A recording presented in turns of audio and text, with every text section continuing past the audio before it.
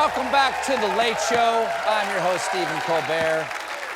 Folks, my guest tonight is an MSNBC host, a former White House press secretary, and the author of the New York Times bestseller, Say More. Next week, she launches her new show in primetime, The Briefing with Jen Psaki. Please welcome back to The Late Show, Jen Psaki.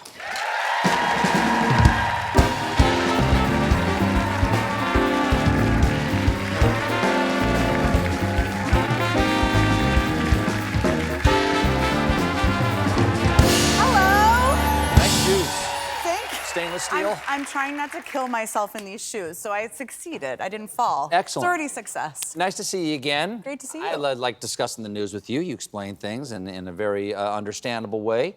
Let's talk about just yesterday. Trump was Trump's 100th day in office. How did you celebrate? I mean, I just covered my eyes, pretended it never happened. No, I didn't do that.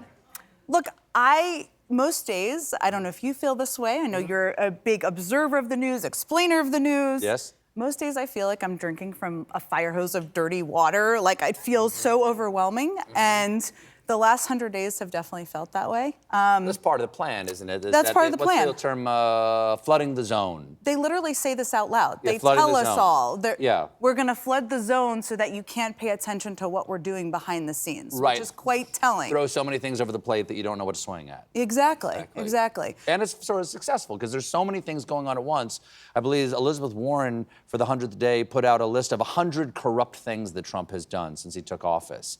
And some of them I didn't know about, and I do my best to pay attention. Yeah, she may have run out of paper. There's more than 100 corrupt things he's done in his first 100 days in office. I mean, what I've found is that whenever he's trying to do something that seems a little weird, shiny ballish, I'll call it. I mean, something like renaming the Gulf of Mexico to the Gulf of America or going after Greenland. He wants Greenland. He's doing something even worse behind the scenes. And so one of the lessons I've learned is you have to read all the fine print and you have to follow the threads of stories, because if not, you're going to be focused on talking about Greenland while he is trying to get the personal data of Americans, put them on the cloud, sell it to China, go to the homes of undocumented immigrants who are paying taxes, whatever it may be.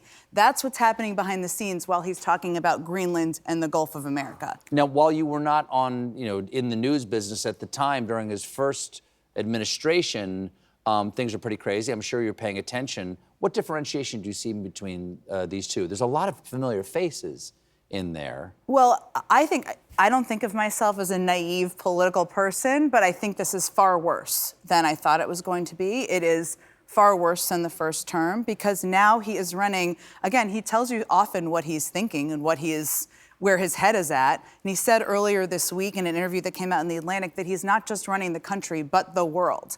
That's how he sees his job. Vladimir Putin might disagree. Xi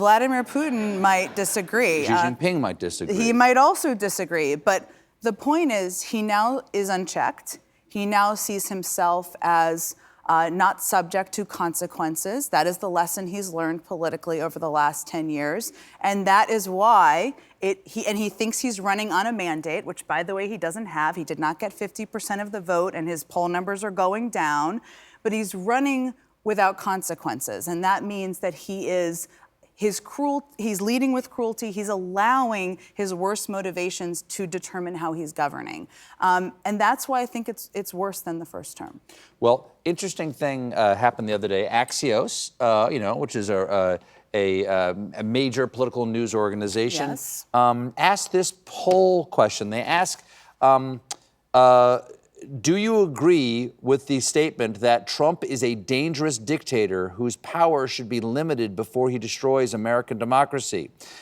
52% of Americans agreed with that statement, which is it's a remarkable question to be at a point that is a reasonable question to ask. But remarkable that 52% of Americans agree with that. Does that surprise you that people are paying attention this much this early, or that he has been so extreme this early that people feel comfortable giving that answer? Well, first of all, as you just pointed out, but I just want to echo this, the fact that the majority of the country thinks that he is a dangerous dictator, that's a paraphrase, or is concerned about who must that, be stopped who before must he be destroys stopped, democracy. is quite, we get a little numb sometimes to his actions and the impact of them. That is quite remarkable. That's a poll to splash a little water on your face. To splash a little water.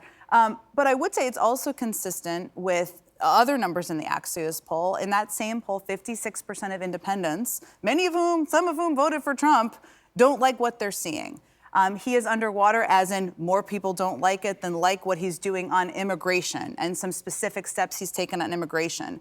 Cost of living and what he's done to address cost of living, he's far underwater. And these are some of the things that he ran for president on. So he may think that he has a mandate and is running unchecked as an aspiring king, but his overreach means that the public, as we're seeing in poll after poll, doesn't like a lot of what they're seeing. And not just what he's doing, but clearly, he tries to put a happy face on everything. Terry Moran, in that same interview that we were playing in the monologue, said that you promised to make prices come down. And he said, yeah, they've all come down.